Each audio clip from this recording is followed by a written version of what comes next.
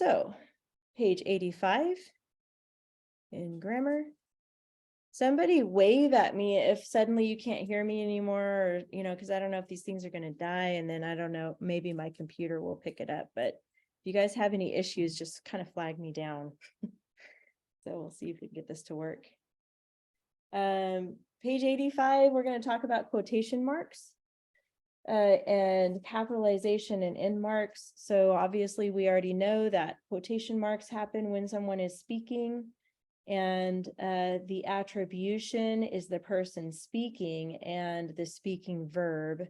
So we're going to talk about those two parts, the actual quote and the attribution. So the example here is the stranger cried, comma, obviously I am not afraid. So the attribution comes first. It's who's saying it. And here we have the stranger. And then the verb that tells how he's saying it. And here they used cried.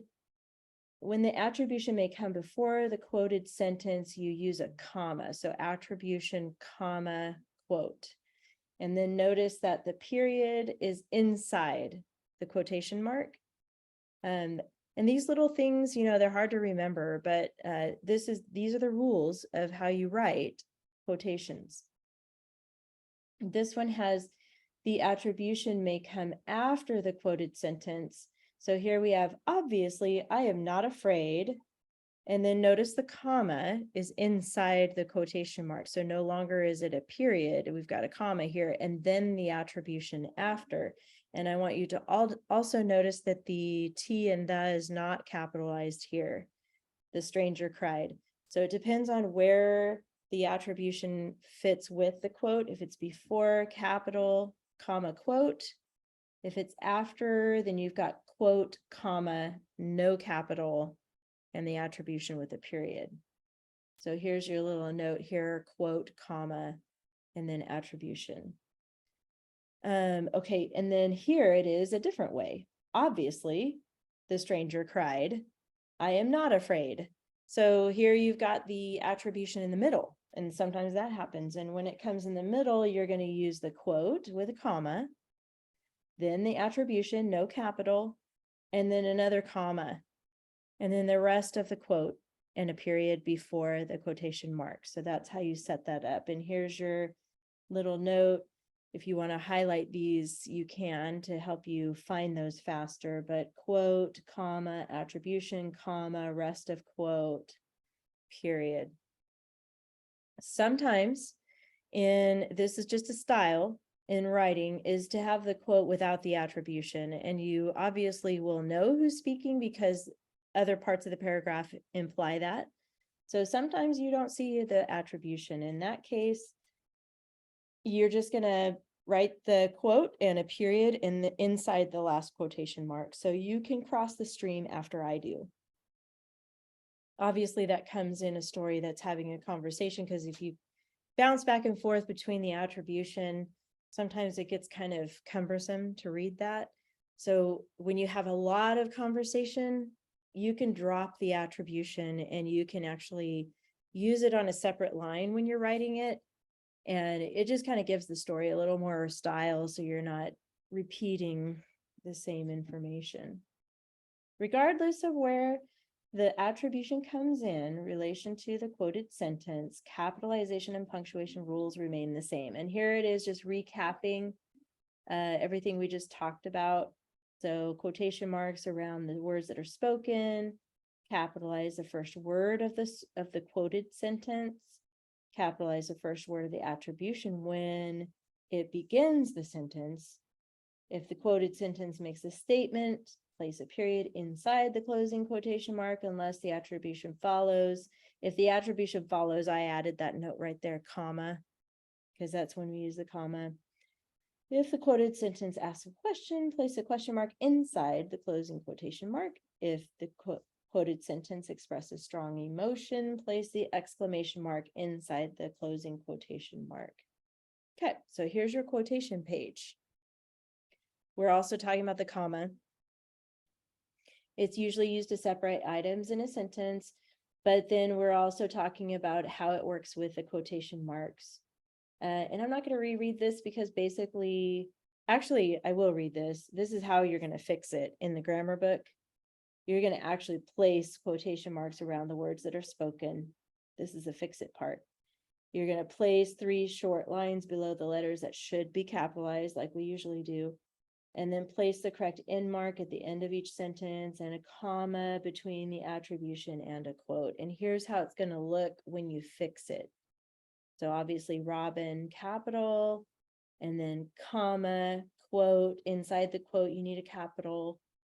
Here's a capital for the quote, and then comma, attribution. I think you guys get the idea. Any questions so far? Nope, good. Last part, this is page 86. I had to make copies of this to take with me to Oklahoma because I was not going to bring 5 million binders and spiral notebooks and blah, blah, blah on the airplane because it was like, weigh 100 pounds. So I decided to just make copies of what I needed for today. And so that's why it looks a little different. So talking about indentation is a blank space between the margin and the beginning of a line of text. You guys know about that. Here are the reasons why you indent in a fiction story. And there's 4 reasons. If you have a new speaker, then you start a new paragraph. When a new character speaks, including the attribution with a quotation, sentences before or after the quotation that point directly to the quotation can remain in the same paragraph. So whenever you have a new speaker, one of the characters comes in and says something. If you have a new topic, that's another reason to start a new paragraph. When the narrator or character switches the topic. And then when you have a new place, that also triggers a new paragraph. When the story switches to a new location, if several switches are made in quick succession, such as character's journey to find something, it may be less choppy to keep in one paragraph. So it kind of depends. And then new time, if you start a new paragraph when the time changes. Let's say it's, morning and then suddenly it's in the middle of the night. So you would make that a new paragraph. To fix it, you're going to add this symbol. It's kind of like 2 lines and a backwards P for paragraph. Or an arrow. In this book, it wants you to use the backwards P symbol in front of each sentence that should start a new paragraph. So Robin approached the log, and then this should be a new paragraph. Stand back, cried the stranger, because we're switching now to a new character, the stranger, and he's saying something. So that would indicate an indentation. Now, usually you guys probably remember when you first started writing essays and stories and stuff, you made a new paragraph whenever you got to like 5 sentences or something like that, right? That indicated, okay, my paragraph is done. It's 5 sentences. I'm going to move on to my next paragraph. But now you're going to start using other clues to make your paragraphs, like those things we just talked about here. So it's not always just 5 sentences or 3. I remember like when I was teaching first and second grade, it was like, okay, you could make your paragraph 3 to 5 sentences. So they'd always pick 3, fewer the better for them. So they would pick 3 sentences and then start a new paragraph. So you kind of have to abandon that old rule when you're writing, especially a story. So keep those rules in mind. And when you rewrite the passage, indent, start the sentence on the next line, write a 1/2 inch from the margin. Okay, any questions about indentation? That was kind of a lot. Okay, let's go to the practice page 87.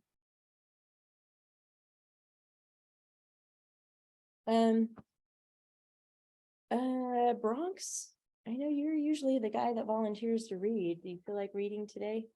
Those 2 sentences? Sure. Okay. You joke like a fool, bellowed Robin. I could fire this arrow through your heart. Oh, Good. Okay, we're getting into some violence here. Yes, they are. I am trying to find one thing I forgot to copy. I think. Let me check. Oh no, here it is. Okay. Bellowed is our vocabulary word, so that basically means like a loud, deep shout from a man, probably. Well, it's Robin. So he's like, "You joke like a fool." How about that? That's pretty good. All right, so that's bellowed, basically. So we can put a check mark by the vocabulary word. And then, of course, we've got our articles. Those, I think there's only one, so let's see, where is it? A. Easy. Nouns, Abby, I need some nouns. Looks like 4. Okay, Robin, Okay, Arrow, okay, Heart, yes, and Fool. yes, good. Those are the 4 nouns. Good job. And then we've got pronouns in here. Paisley, do you see the pronouns? There's 2, You correct? and your, That one's tricky. That's actually an Or- adjective. We'll come back to that. There's one more. It's actually I, and that one is okay, tricky because it takes the place of a noun, but that when you're saying I, it's like that's you. So I guess for me, instead of Mrs. C, it would be I. So the I is the pronoun. Okay. This your, I think Bronx noticed it when he was reading it because he's like, wait, I could hear it in your voice, is incorrect. This is a homophone we need to fix here. It should not be you are heart. It's possessive, right? So it should be Y-O-U-R. That is so common to misspell that word. Anyway, that's how you spell it when it's possessive like that, or when it's actually an adjective in this sentence. It's describing whose heart, your heart. So let's go ahead and mark it as an adjective. We'll go back to Bronx though, because we need one more adjective in here that describes one of the nouns.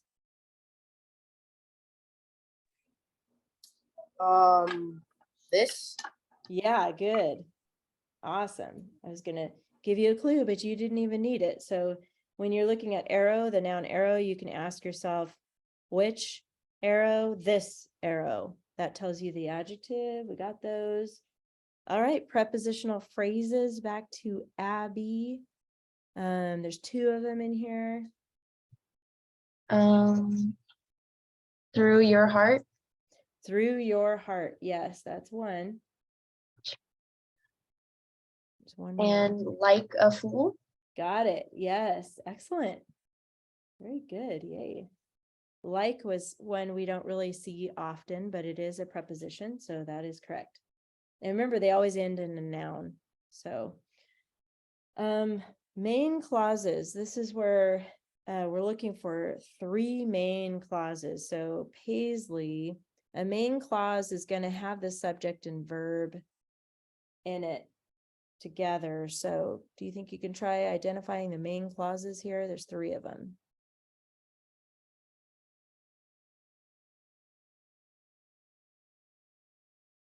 We can help you with that if you need help, because sometimes identifying the verb and subject first helps you find those clauses.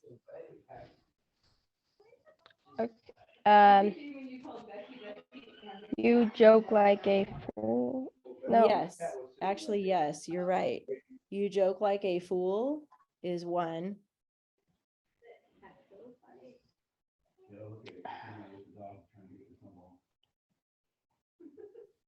This is a little tricky. I but I'm gonna- could fire an arrow. I could fire this arrow, and then you're gonna go all the way to the end. Actually, that's another one.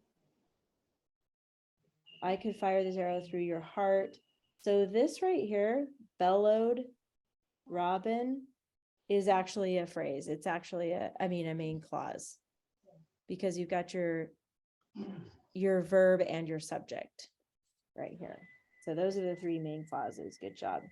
Now back to the subject verb pair. So each main clause has a subject verb pair. So let's go, you guys switched spots on my screen, but I know Bronx was next. So in this first main clause, what is the verb?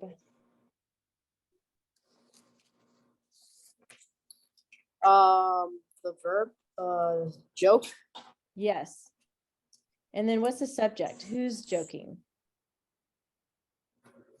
You. Yes. How about, I'm gonna stay on Bronx. How about this next one? What's the verb here? Bellowed Robin. Bellowed. Bellowed.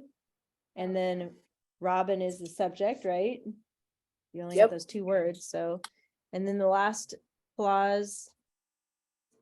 Verb, what is the verb in that one? There's two of them. I think it's could Could, and fire. good. And then who are we talking about here? What's the subject in that clause?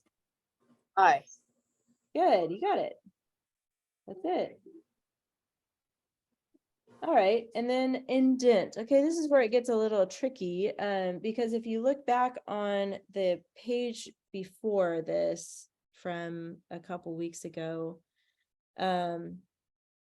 it says, "Ha, do you think that I'm afraid?" The other mocked.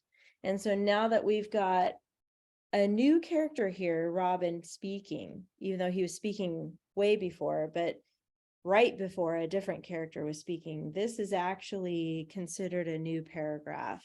So what we need to do is put the paragraph symbol, which is 2 lines and a backwards P looking thing, right at the beginning. So this whole section would be a new paragraph, the start of a new paragraph. So you can put a check by indent. So we've got some capitals to take care of. You, obviously, Robin, I, those are the 3 capitals. Quotation marks. This is where, and we're also going to combine end marks and all that. We already fixed the homophone. This is where the attribution comes in the middle. So we need to put, I know we're running out of room here, but put quotation marks around "you joke like a fool." And we also need a comma, or no, an exclamation point. This is like bellowed. So like I did, "you joke like a fool." You're gonna do an exclamation point inside the quotation mark. And since you have that mark, it's going to be still lowercase bellowed Robin. We don't need a comma there because we have that exclamation mark there. And then I could fire this arrow through your heart, another exclamation point right here. So we need quotations around "I could" all the way to heart.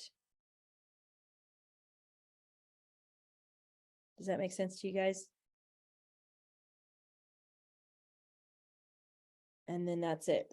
That's what we got. We got the quotation marks and the end marks. Okay, if you guys got that, we're done with grammar. Moving on.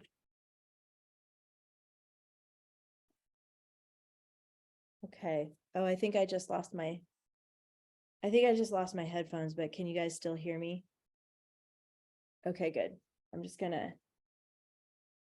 gonna recharge these really quick. So in the meantime, we are finished with the dangerous birds that you guys were writing about. That's what you wrote about before, right? The dangerous birds. Yeah. Okay, good. So everything related to your dangerous birds can go behind finished compositions. Keep your lists though, like your band words and your LY words, keep those at the front of your binder. But then I need you to get out, we're gonna read about Mike the Headless Chicken. Oh man, this is gonna be pretty awesome. I'm loving this. Mike the Headless Chicken, so you're gonna need pages 75 through 80 out of your binder. So 75 through 80, I'll be right back.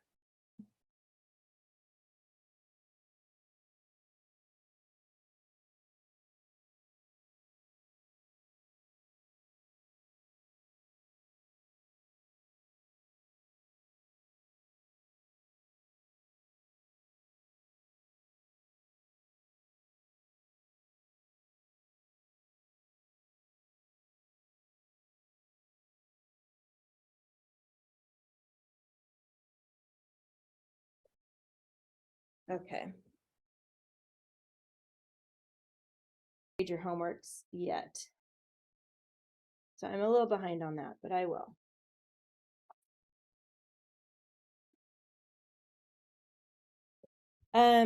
Mike the Headless Chicken. And okay, we got all that out.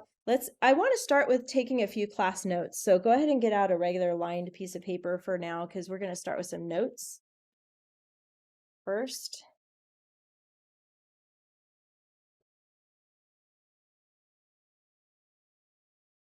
Okay.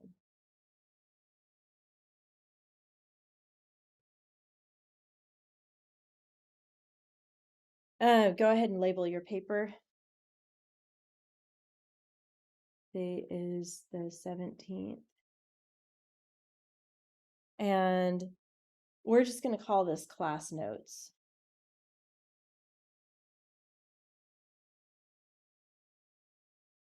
There's a few things that I want to go over with you before we get into this next story. Those ly adverbs that you've been working on in your story can sometimes be confusing because there are ly adjectives sometimes that we use accidentally as an adverb. And so I want to make sure to have you take down these notes to refer back to when you're choosing your ly adverb for your stories to add as part of your dress ups. So go ahead and skip a line and let's just put ly adverb. And then I want you on this side to just put ly adjectives. Don't worry about the margins. If you go over it, it's okay. I already did on mine a little bit. And you can underline those. So I just want to make sure to go over with you the differences between the ly adverbs and adjectives. So obviously we know that the ly adverb adds to the verb. We know that little saying because it's adverb. That helps us remember that. But another job of the ly adverb is also to add, so I'm just going to keep the same, adds to the adjective. Sometimes it does that. It can even add to an adverb. So it can do three things. It can add to the verb, it can add to the adjective, or it can add to another adverb. So there's a little test you can do to determine if the word is actually an adverb. So go ahead and skip a line here and we're going to put the word test. You know what? I'm going to just draw a dividing line here in the middle just to kind of try to make my notes neat.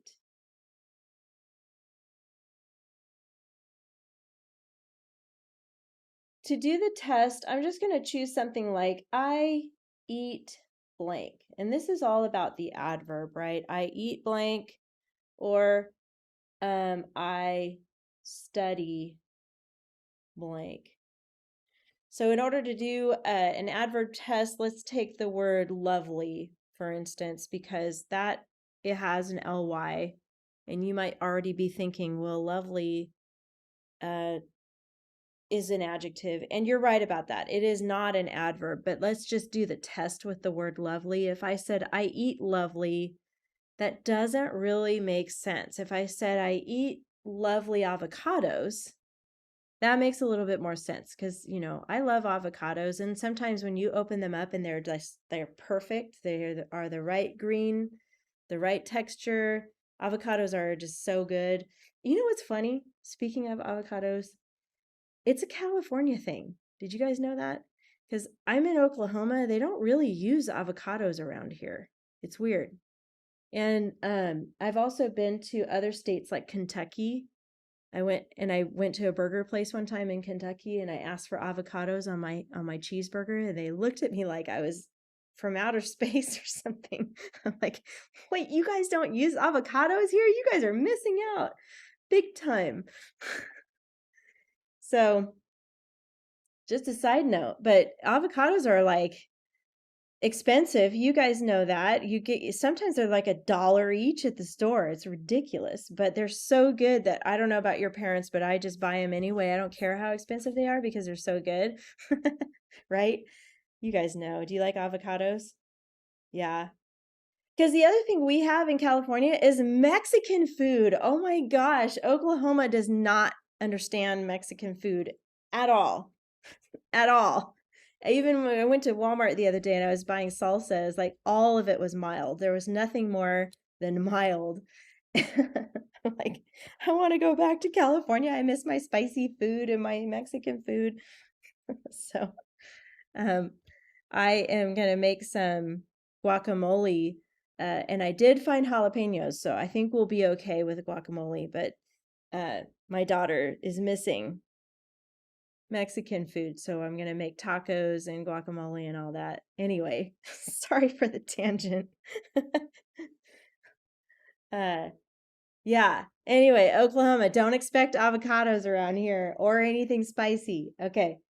I eat lovely avocados. That's where I was going with that. That would make sense if I had the noun with it, but or if I study lovely flowers, I can study the lovely flowers. Well, that would work if I had flowers, but if I end here, that's not going to be a good adverb. So an adverb needs to fit with the verb here. So I eat sloppily. That would make sense. Or I eat quickly. Or I eat reluctantly if you're having to eat broccoli or something you don't really like. Okay, so that's a test. You can use these two sentences to plug in an ly word and see if it makes sense. If it does with these verbs, then usually that means it's an adverb. So that's something you can do.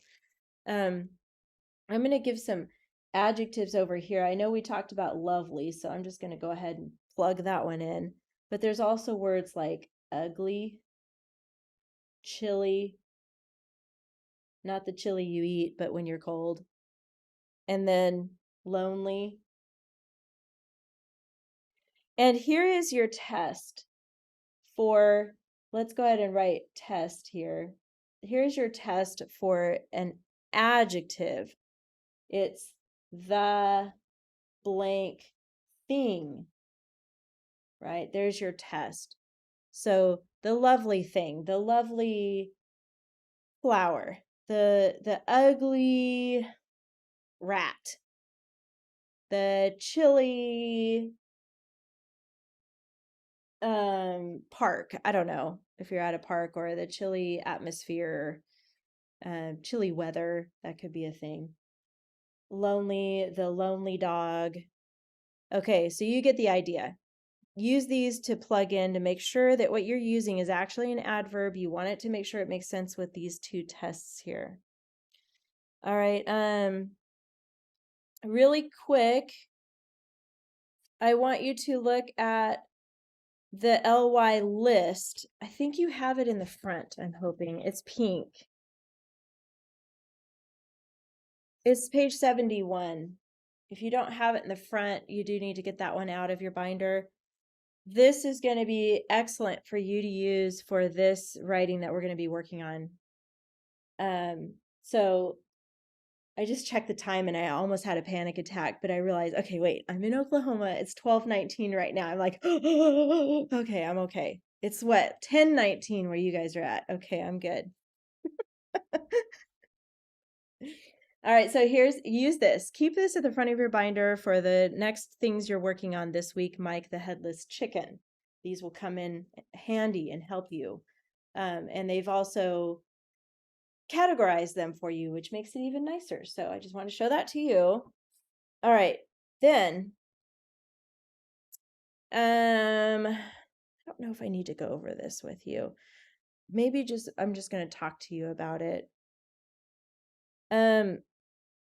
The words, sometimes in your writing, you get a little mixed up on its. And it's with an apostrophe is it is. And it's without the apostrophe is more of a possessive, like the dog lost its bone. So its bone, meaning the bone belongs to the dog. So that's when you use apostrophe and not use apostrophe. So that's important to keep in mind. And then whose and whose. Whose with an apostrophe is who is, you already know that. But then there's whose, WHOSE. That one is possessive. So you could say, I know a boy whose mother is brilliant. So whose mother belongs to the boy. So those are the two things you need to watch for those contractions. And they're homophones. They sound the same, but they mean different things. So keep that in mind as you're writing. Okay. I'm going to go on here. Now, we're in Unit 4. We just did the dangerous birds, and that was pretty easy because I gave you guys 3 different topics. I gave you 3 different articles to read. Each article was a different topic. Remember how we talked about the subject is the overall, and then the topics were the pitted, oh shoot, I did it again, hooded Pitahui, and then what was the other one? The cassowary. And then, okay, so the third one was the ostrich, right? The Australian ostrich, I think it was. So those 3 topics. All right. So I want you to just draw a line somewhere right about there. I'm going to keep doing notes with you, but this one's going to go on to something a little bit different. So we have here, I'm going to have you write on the side subject. And then I'm going to have you put topic 1, topic 2, topic 3, and we're going to go all the way to 5.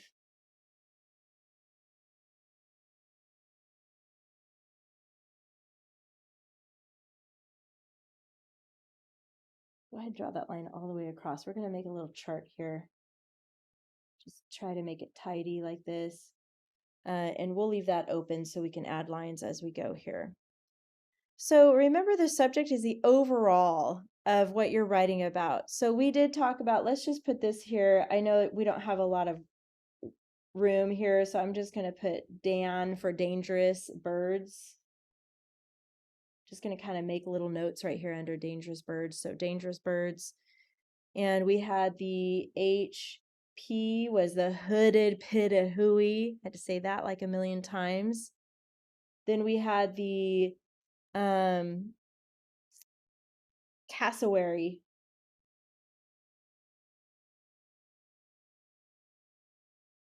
And we had the ostrich. Remember, each one of those was a separate writing. Those were the 3 topics. But if we wanted to continue, we could come up with more topics. What's another dangerous bird that you know of? Can you think of any that could be a dangerous bird?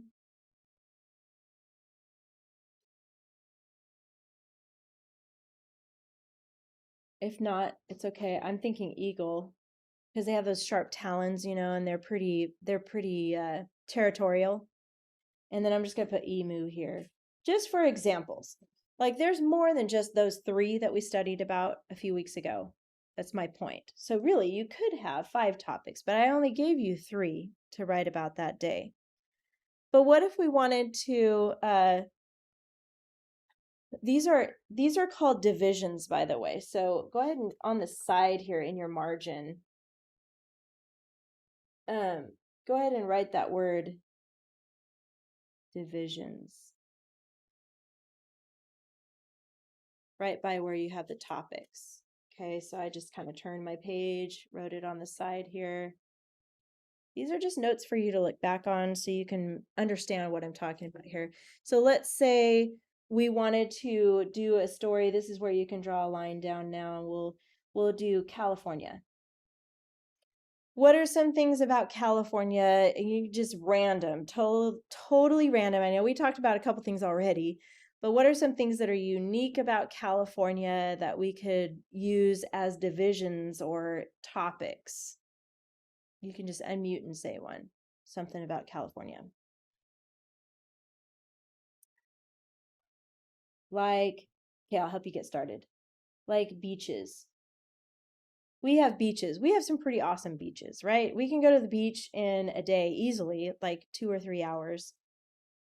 All kinds of beaches that are beautiful. We can go swimming in the beach. We could ride the waves. What's something else unique about California? You guys can think of. Go ahead, Bronx.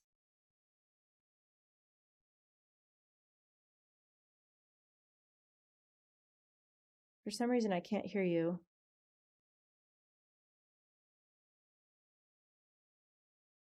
Are you there? Weird. Okay, hold on. Something's happening. Why can't I hear you?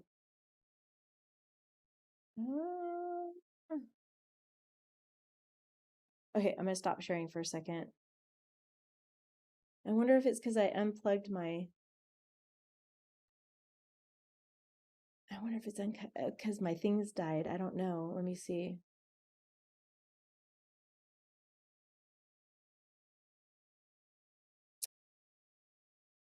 Okay, hold on. Select a speaker. Select a speaker. Okay, try it again. Unmute and see if I can hear you now. The flowers. Okay, good. Yes, I got you. I had to select my computer speakers. I'm good now. Okay, flowers. Yep, there are some flowers like poppies. Yep. These are unique to California. So poppies. What else is unique to California? Well, the food, I would say, like the Mexican food, not everybody has that. How about agriculture? Yeah. The Mountain Mammoth, the ski resort. Mammoth, absolutely. Skiing, absolutely, because we've got just really the best of all three worlds. We've got beach, mountains, and city. You know, and I'm noticing as I'm traveling too that a lot of places out here are just, I mean, Oklahoma is literally flat. There are no mountains around us.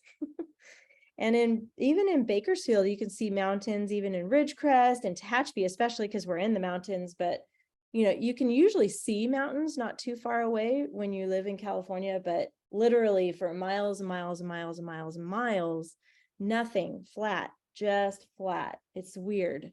I don't know if you guys have ever traveled over here before, but so yes, those are all great. So those could be divisions for the topic California. So I just wanted you to see that once we pick a subject to write about, you can decide on different topics to choose from. Last week, I gave you the topics. This week, I'm going to give you the subject, but you're going to decide on the topics. Okay, so let's go ahead and get to our story. It's Mike the Headless Chicken. Okay, first of all, I have to ask, has anybody heard about Mike before? Because he's kind of famous. No? Awesome. Even better. I like being the first to tell the story. So, okay. It's a true story. I'll start by saying that. And yes, he is headless. So it's going to be fun to read. It's on page 77 in your binder. And we're still going to use basically a story sequence chart type setup for actually it's more of the report writing that we've been doing with the Roman numerals and then the facts. Yes, Bronx. Actually, I take that back. I actually have heard of him. Okay, he's pretty famous. Yeah. Yeah. And it was a while ago, 1945. So, you know, this is an old story, but sometimes it circulates again, like in social media and stuff for whatever reason. So, okay, cool. As we're reading this, so this story has a lot of facts in it, and this is obviously a true story, but it's not like the Dangerous Birds where you have like literal scientific facts. This is just a recount of what happened when this chicken became headless and what they did with him. And so as I'm reading, you're going to actually look for topics. So the main subject is going to be, Mike the Headless Chicken. He's the main subject. So everything you're going to write about as far as topics is going to be related to him. But what I'm teaching you is to choose what topics you want to focus on as you're writing about Mike the Headless Chicken. All right. We're going to just read it through to familiarize yourself with the subject. You're going to annotate, meaning you can underline information that stands out to you. You can make little notes in the margin. So basically, you're kind of watching for 3 topics, but you're going to need some facts about those topics. So remember last time we had 7 facts. We're going to focus on 5 for this. So, and just make notes and stuff. And it's okay if you're not really sure what you're doing yet, but just kind of underline and make notes in the margin of things that stand out to you about this story. And then we'll kind of narrow it down to the topics that you're going to write about and the facts that you'll need. Okay. Check my notes here. Yes. I'm going to start reading. You guys focus on making notes. And if you have any questions, just let me know. Okay. All right. On September 10th, 1945, Lloyd and Carla Olson of Fruita, I think is how you pronounce it, Colorado, were killing and processing chickens to take to the meat market. One of them was a 5.5-month-old Wyandotte rooster. The chicken squirmed. The Olson's axe failed to make a clean cut, removing the bulk of the head but missing the jugular vein and leaving most of the brainstem and one ear intact. Surprisingly, the headless chicken was still able to walk. It attempted to preen, peck for food, and crow, although its crowing was more of a gurgling sound from its throat. It was placed in an old apple box for the night, and when the bird was still alive the next morning, Olson took it to town with the rest of his carcasses. He started betting people that he had a live headless chicken. Gradually, word spread around town, and eventually a local news reporter came to interview Olson. Lloyd and Carla had gone to care for the bird, feeding it a mixture of milk and water with an eyedropper and giving it small grains of corn. All right, so yeah, this is true story, pretty crazy. 2 weeks later, a sideshow promoter named Hope Wade visited the Olson farm with a proposition. Take the chicken to the sideshow circuit. So I don't know if you've ever been to a circus before. Have you guys ever been to a circus before? Okay, no. So a circus usually has like a tent, like a big tent, and the main attractions are in the tent, like the elephant that's, standing on its back legs. And then you've probably seen shows on YouTube or whatever.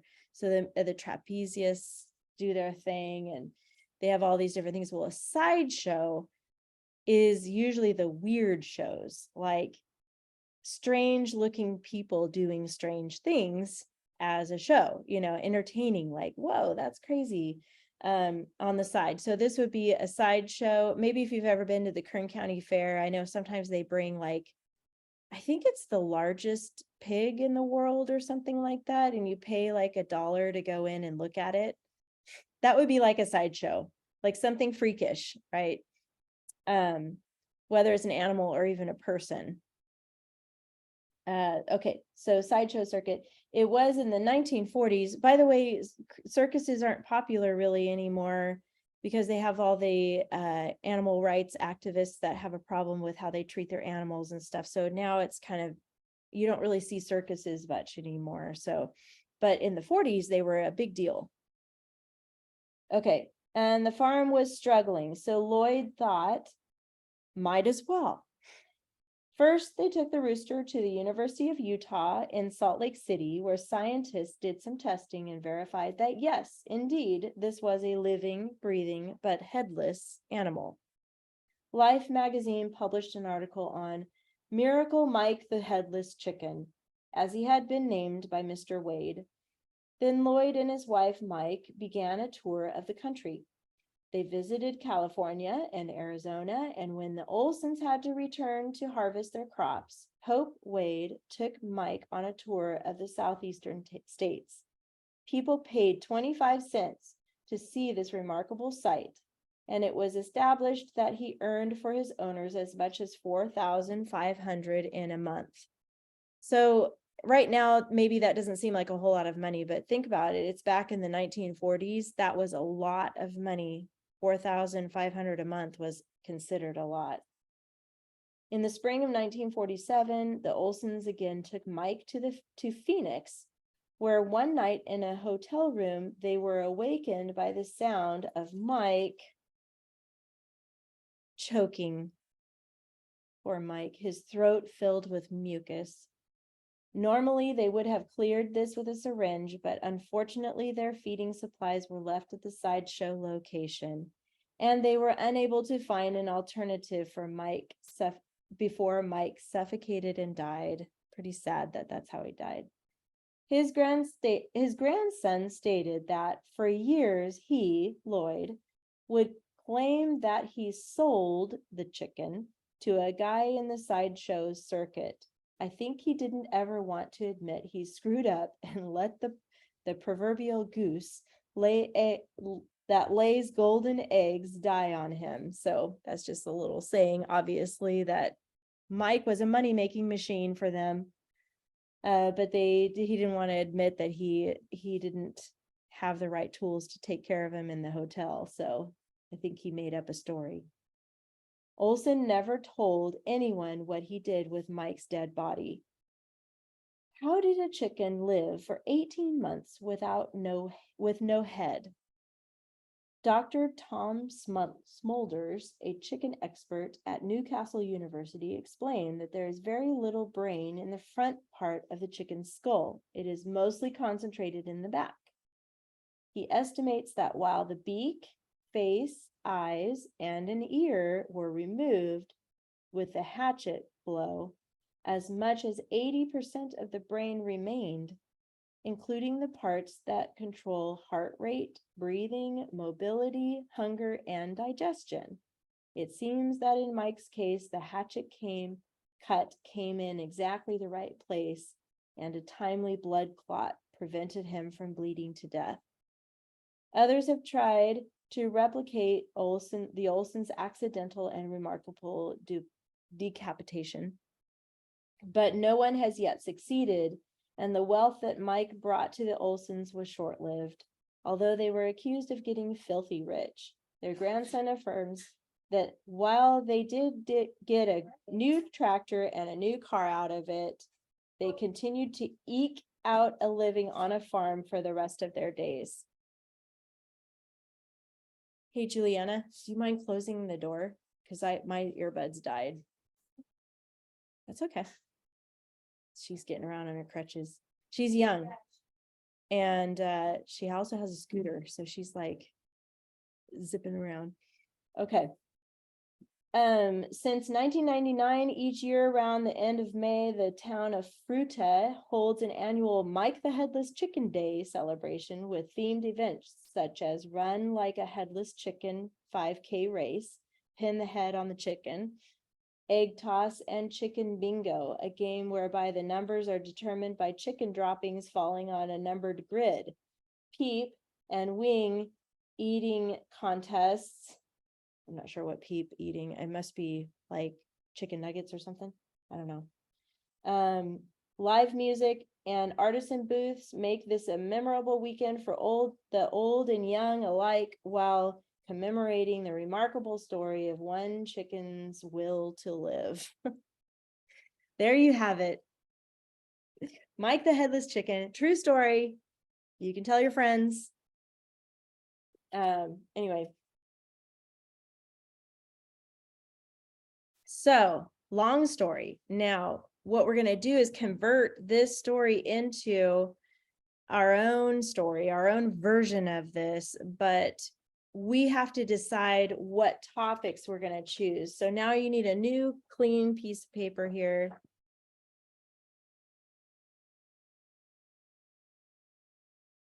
Gosh, we're running out of time so fast. So go ahead and label. You guys know that. January 17th. I'm just going to call this Mike for the sake of time. This is your subject. Mike is your subject. Now we're going to list a few topic ideas. Okay, here's topic ideas. Now, there's lots to choose from, but these are some ideas of topics that you can focus on when you're doing your writing. You can focus on his headless abilities. You could focus on the accident, what happened to him.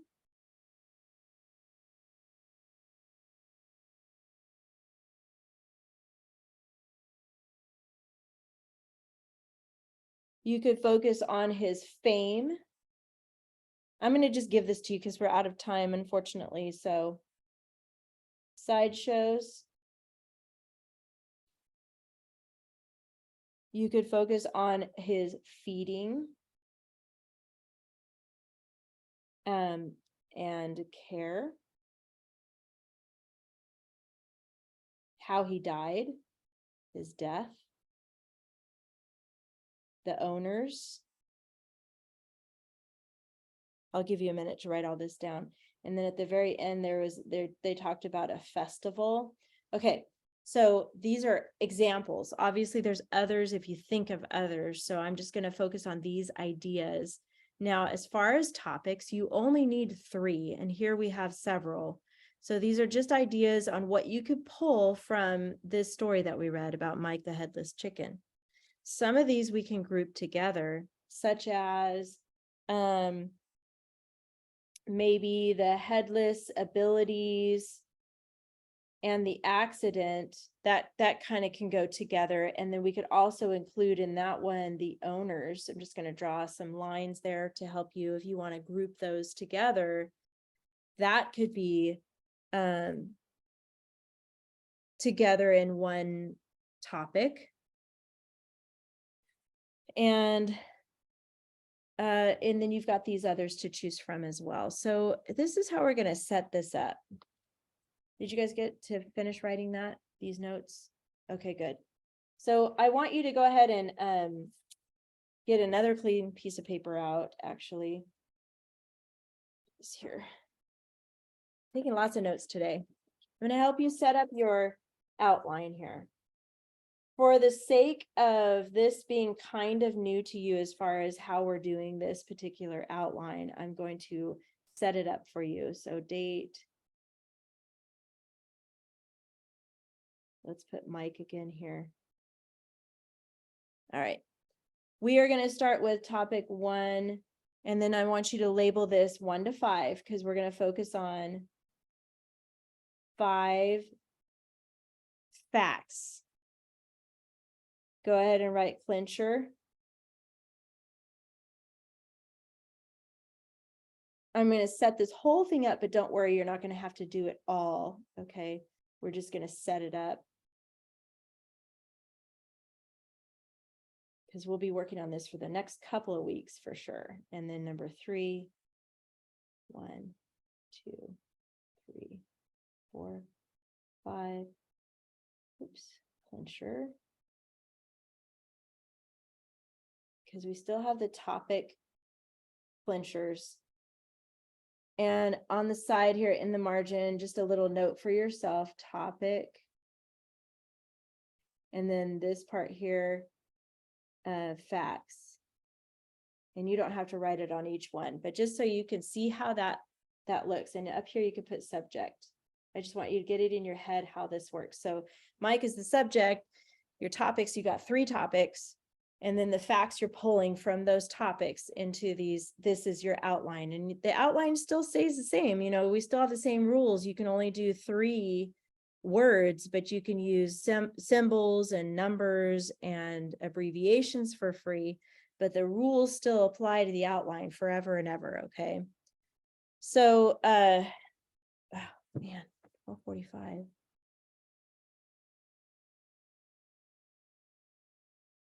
What time does this class end? Like right now? It does, huh? 9:45, 10:45, okay. 10:45 your time, 12:45 my time. I'm just gonna go a couple more minutes longer.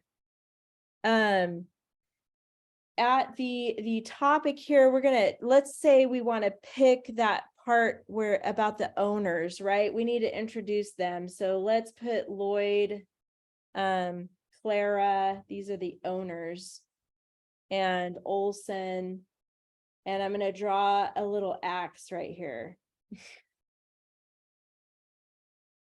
I don't know how to draw an axe, but see if you can draw a little axe.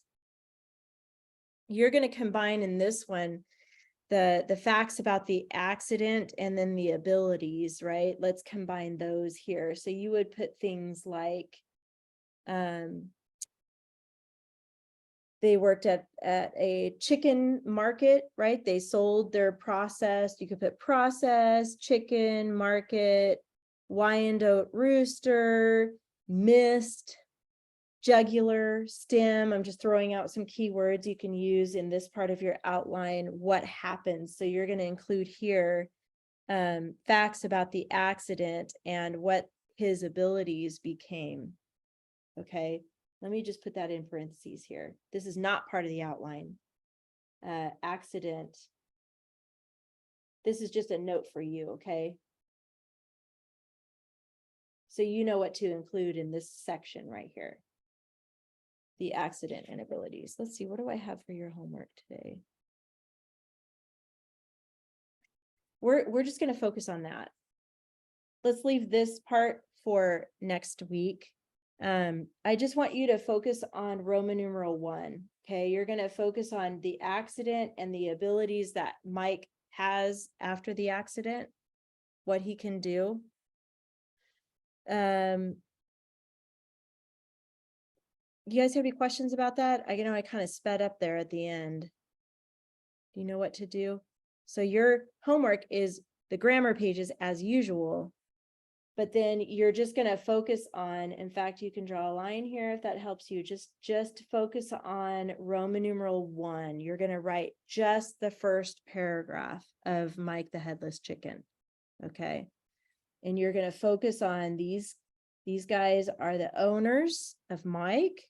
You're going to focus on what happened. You're going to make your outline with the same rules. What was the accident and what were the abilities that Mike had after the accident? Focus just on those facts from the story. Use your outline. I'm sorry, not your outline, your checklist. That's what I mean. Look at your checklist really quick. That's super important. I talked to your parents about that when we did the conferences last week. Your checklist. This is how I grade your work.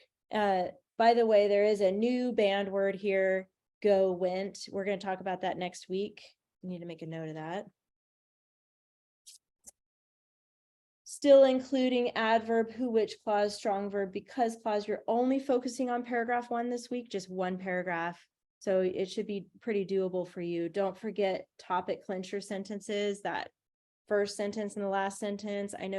I read Abby's. I haven't graded all of yours yet, but she decided to bold hers, and that's fine, or highlight.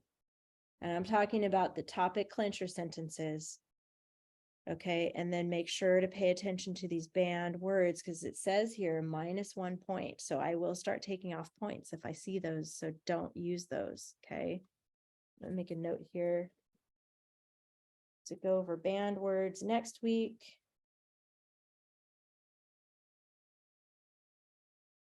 Okay, any questions about your homework? Okay, Paisley. I had a question on the topic clincher rules. Yeah.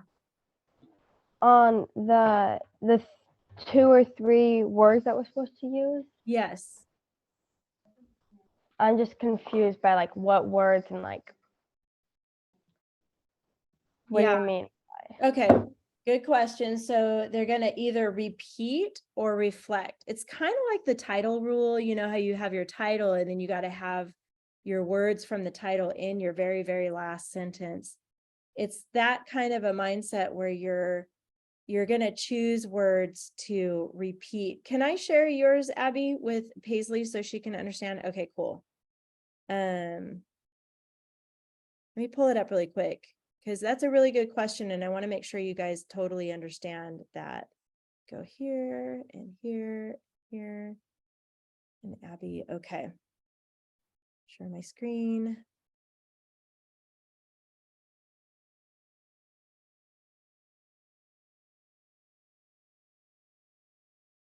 Scroll down here where she starts. Okay, this is back with the unusual birds, she called it. This was the dangerous birds that you guys did last week. And you can kind of see she bolded it by making it darker with her pencil. So her first sentence, Paisley, says the hooded pitahui is a very strange bird. That's her first sentence. And she highlighted or she bolded hooded pitahui and strange. And if I go down to the last sentence of her paragraph, it says the hooded pitahui is one unusual bird. So she repeated hooded and pitahui, and she reflected unusual because up here she used strange. So when you reflect a word, that means like a synonym for it. Does that make sense, Paisley? So this is her first paragraph. So she's using 2 to 3 repeat or reflect 2 to 3 key words from your first and last sentences. Okay. Does that help, Paisley? And then for this next paragraph, she introduced it, which is fine. The second unusual bird is the African ostrich. And here she has the African ostrich is quite a hostile bird. And then down here, the African ostrich is a harmful bird. So she did the same thing. She repeated African ostrich, but she reflected hostile and harmful. So you want to tie those in your first and last sentences of your paragraph. Does that make sense, Paisley? Okay, cool. Thank you, Abby, for letting me share that. Any other questions about your homework? You guys good? All right, then. Well, I think I'll be back in California next week. My plan is to fly home on Saturday, so we'll be back to normal. But anyway, you guys have a great week and I'll see you next time. You too. Bye. Thank you. Bye. Bye, Abby.